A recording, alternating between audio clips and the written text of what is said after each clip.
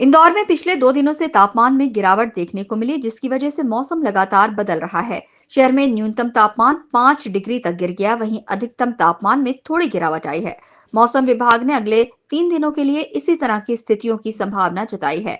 मौसम विभाग के मुताबिक बुधवार का अधिकतम तापमान 25.4 डिग्री सेल्सियस था, जो पिछले दिन से 3 डिग्री कम रहा।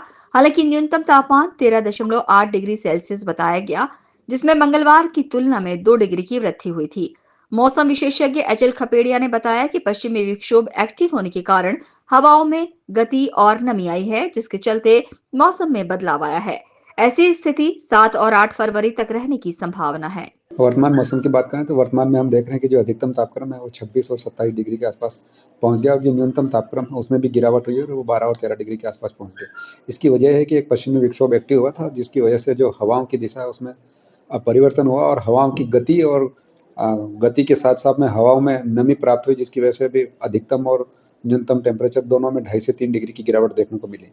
ऐसी ही स्थिति अभी 7 और 8 तारीख तक रहने की संभावना है, यानी कि हम ये कह सकते हैं कि 7 और 8 तारीख तक जो अधिकतम तापक्रम है वो 27 और 28 डिग्री के आसपास रहने की संभावना और जो न्यूनतम तापक्रम है वो 12 और 13 डिग्री के बीच में रहने की संभावनाएं हैं।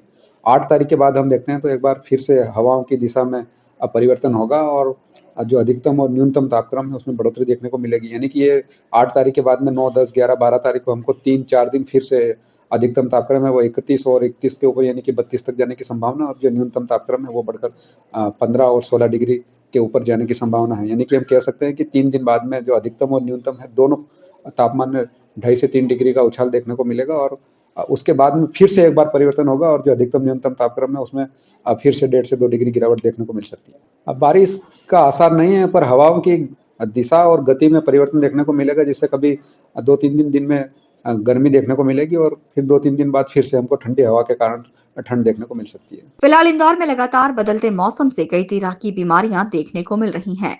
इन दिनों सर्दी, खांसी और बुखार से पीड़ित कई मरीज अस्पताल पहुंच रहे हैं। Bureau report, INN news, Indore.